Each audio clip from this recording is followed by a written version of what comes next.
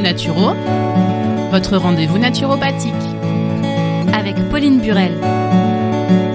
Allô Naturo, en compagnie de Pauline, une nouvelle aventure chaque semaine sur les ondes d'RCB. Bonjour Pauline. Bonjour Tamara, bonjour à toutes et à tous. On parle forme, santé, vitalité et aujourd'hui, Pauline va vous parler du régime sénialais. Alors c'est quoi le régime sénialais? Je ne connais pas Pauline. Alors, je vais tout de suite dissiper tout doute, ce n'est pas un régime amaigrissant.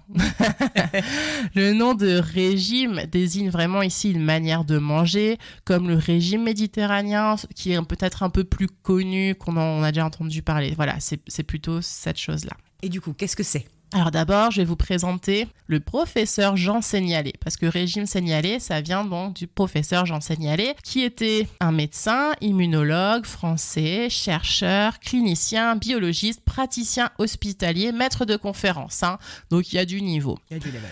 Donc il a développé ce régime qu'on appelle hypotoxique. Il est né en 1936 et il a développé son intérêt pour la nutrition et créé ce régime sénialé en 1985 et il est décédé en 2003. Il est parti en fait de ses observations au niveau du suivi des pathologies de ses patients, donc à l'hôpital, dans ses recherches, et il s'est rendu compte qu'une des causes principales était une alimentation moderne, dénaturée, à laquelle le corps n'arrive plus à s'adapter. L'idée, c'est que le corps est encrassé par certains aliments et il en résulte des pathologies, des inflammations, une acidité, etc. Donc bien sûr, tout comme le jeûne, dont je vous ai déjà parlé, ce régime est controversé parce qu'il n'y a pas d'études pour démontrer l'effet. En fait, c'est la même problématique que pour le jeûne, c'est-à-dire qu'on ne peut pas faire d'études en double aveugle. Donc, je vous l'avais expliqué pendant l'émission sur le jeûne, mais je vais vous rappeler. Pour qu'une étude soit solide et significative, il faut qu'il y ait au moins 2 groupes. Un groupe qui reçoit le traitement, ou qui suit le régime dans ce cas, plus un groupe témoin qui a un placebo ou qui ne suit pas le régime. Et non seulement le patient ne sait pas dans quel groupe il est, mais le médecin, donc les soignants non plus. Donc pour éviter tout biais en fait. Mais dans le cas du suivi d'un régime, ou dans le cas du jeûne, c'est pas possible parce qu'on voit bien si on mange ou pas, ou qu'est-ce qu'on mange, quoi. Donc voilà. Et c'est indiqué pourquoi? Alors, ce régime sénialé est indiqué pour les personnes qui ont des pathologies chroniques d'encrassage, d'inflammation, de douleur, comme par exemple fibromyalgie, arthrose, spondylarthrite ankylosante, gouttes, maladies inflammatoires digestives, etc. Toutes les pathologies qui ont les 4 signes de l'inflammation, rougeur, chaleur, gonflement, douleur. Mais il peut être utilisé par tout le monde parce que c'est un régime qualifié de santé hypotoxique qui est équilibré et qui ne présente pas de carence. Il prône une alimentation diversifiée et la plus proche possible de celle de nos ancêtres cueilleurs-chasseurs. C'est pourquoi on le nomme aussi parfois régime ancestral. Voilà le pourquoi du comment. Et tu peux nous dire les principaux changements entre notre régime actuel et ancestral ? Donc les aliments que nous consommons, en fait, ils ont subi de nombreuses transformations moléculaires. Certains de ces aliments, classiquement considérés comme sains, sont devenus totalement indigestes pour certains d'entre nous. Donc en particulier de nombreuses céréales, dont le blé et le maïs. Donc c'est la fameuse question du gluten, parce qu'on dit le gluten, ok, mais on mange du blé depuis toujours. Et tout le monde n'a pas cette allergie qui se développe. C'est ça, mais en fait, c'est que le blé d'aujourd'hui n'est pas le même blé que nos ancêtres. Il a été muté, sélectionné pour avoir plus de gluten en fait, parce que ça donne plus de moelleux au pain, etc. Sauf que c'est moins digeste pour nous. Également les laitages animaux sous toutes leurs formes, les cuissons excessives, en particulier des graisses et des protéines animales. Donc c'est une méthode qui est sans gluten, sans caséine, qui préconise de manger frais, cru ou avec des cuissons douces. Et elle est totalement diversifiée et équilibrée. Et quels bienfaits on peut ressentir en faisant ce régime ? Alors, on peut avoir des premiers effets au bout d'1 mois à 1 an, donc ça dépend des personnes. On va par exemple mieux digérer, on va se réveiller reposé et on peut avoir un meilleur moral et donc bien sûr diminution des symptômes d'inflammation, de douleur, de raideur. Et par contre, ce qu'il faut noter, c'est que pour ceux qui ont beaucoup de toxines accumulées, il peut y avoir ce qu'on appelle une crise curative. J'en avais déjà parlé pendant le jeûne aussi. C'est-à-dire, c'est une période temporaire d'aggravation des symptômes. Ça arrive aussi quand on fait une détox, je l'avais parlé pendant la détox. Ça correspond à une phase d'élimination des toxines. C'est-à-dire qu'on ouvre les vannes, il y a tout qui sort, donc forcément les symptômes vont s'aggraver. Et quand cette élimination est terminée, les bénéfices de la méthode sont ressentis. Donc ça va durer plus ou moins longtemps selon notre encrassage. En général, il faut compter 3 mois pour ressentir vraiment les effets. Et est-ce que tu peux nous dire alors comment suivre ce régime sénialais ? Alors, je vais vous dire les grands principes. Premier, on élimine tous les laits animaux, vaches, chèvres, brebis, sous toutes leurs formes, lait, fromage, crème, yaourt, glace, etc. La théorie, c'est que la structure moléculaire des laits qui ne sont pas humains sont inadaptées à nos enzymes digestives et sont donc indigestes. Le deuxième principe, c'est qu'on élimine tout ce qu'il appelle les céréales mutées, blé, maïs, seigle, orge, avoine, camute, épaute, petite épaute, millet. Et il explique que ces céréales, donc comme je vous ai dit, elles ont subi des mutations génétiques qui ont modifié leur structure moléculaire et les rendent indigestes. Il parle notamment de l'effet du gluten. Donc ça, je vous en avais parlé aussi sur l'augmentation de la perméabilité intestinale. C'était pendant le sujet sur les allergies qu'on en avait parlé. Oui. Et donc, je ne vais pas vous refaire tout le détail là-dessus. Vous pouvez réécouter l'émission, bien sûr. Les céréales qui sont autorisées, c'est le riz, le sarrasin, le quinoa, le tapioca, le sésame.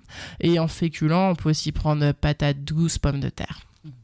Ce qui est autorisé, toutes les protéines animales, viande, œufs, poissons, fruits de mer. Également tous les légumes et fruits, graines, oléagineux, légumineuses, tout ça c'est autorisé. Alors ce qu'il faut faire attention, c'est de consommer soit les produits crus ou cuits à une température inférieure à 110 degrés. Donc c'est la même logique de changement de la structure moléculaire des aliments à cause de la chaleur qui va les rendre difficiles à digérer pour nos enzymes. Vous avez peut-être déjà entendu parler de la réaction de Maillard. C'est un peu la caramélisation. Donc en fait, en chimie, c'est une glycation. C'est une réaction avec des sucres et les acides aminés des protéines. Lors de la cuisson, ça va brunir l'aliment, ça va changer le goût. Vous savez, le bon petit goût grillé des barbecues, là, de tout ce qui est frit, là. Ben voilà, c'est ça. Et en fait, ça va devenir compliqué à digérer et ça va encrasser le corps.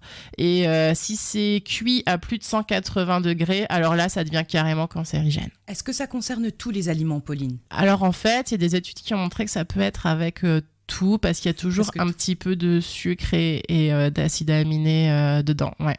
Donc pour la cuisson, c'est vapeur douce, cuisson à l'étouffée. On peut cuire dans l'eau bouillante, vu que c'est 100 degrés, ou au bain-marie, ou au four à moins de 110 degrés. Donc c'est plutôt cuisson longue.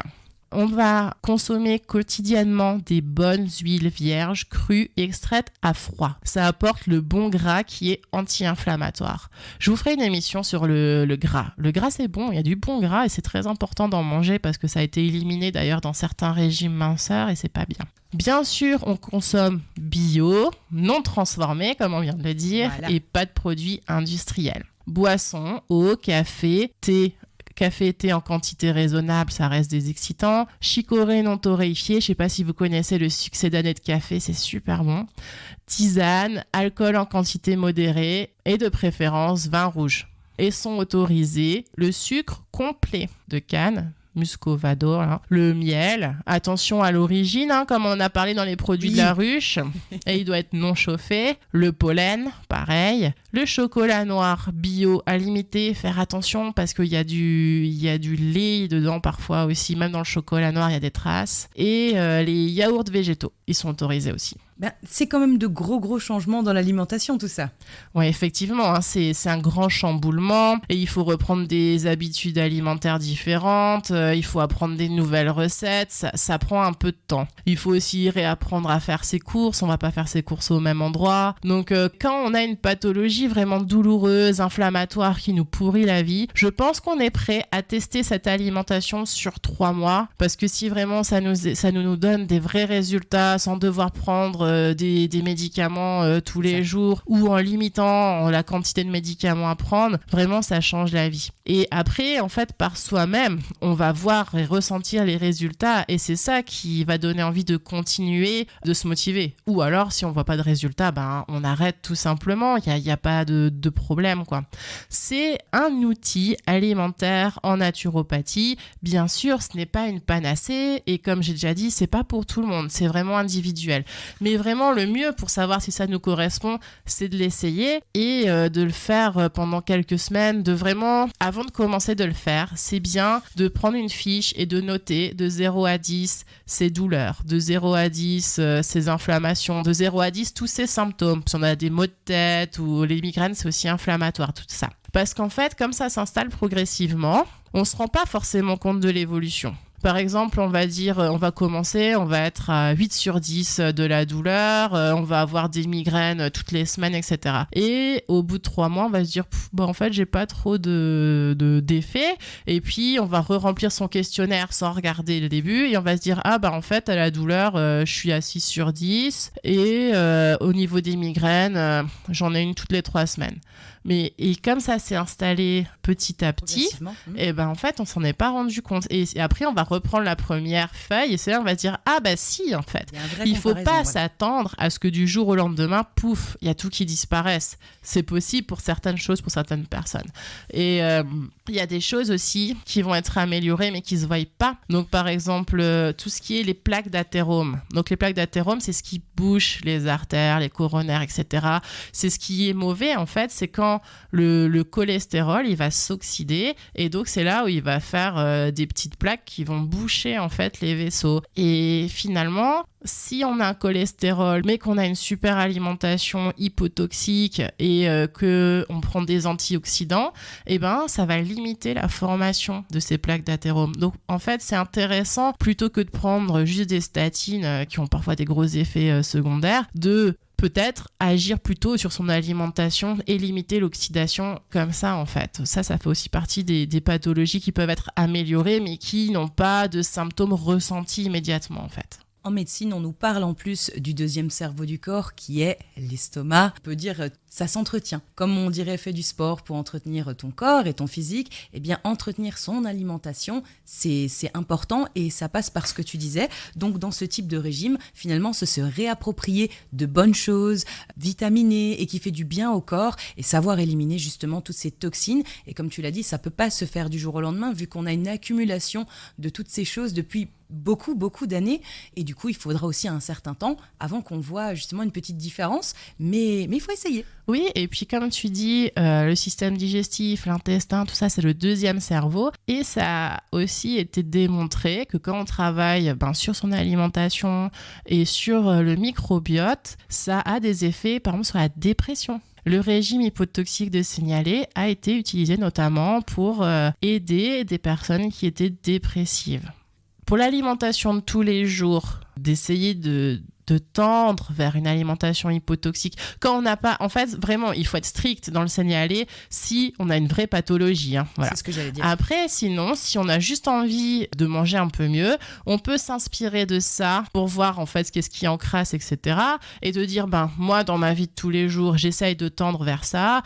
Et puis après, quand je sors au resto, l'été, quand je suis invitée à un barbecue, je vais pas m'en empêcher.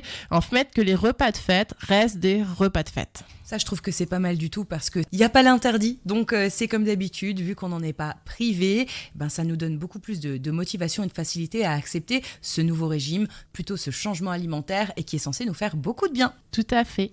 Et bien sur ces douces paroles, n'hésitez pas à poser vos questions à Pauline. Ma question @radio-rcb.fr. Bien sûr, vous pouvez nous contacter au standard. On retrouve Pauline la semaine prochaine pour une nouvelle chronique Allo Naturo. Au revoir, bonne journée à toutes et à tous. Allo Naturo avec Pauline Burel, c'est tous les mardis à 13h sur RCB et sur www.radio-rcb.fr. RCB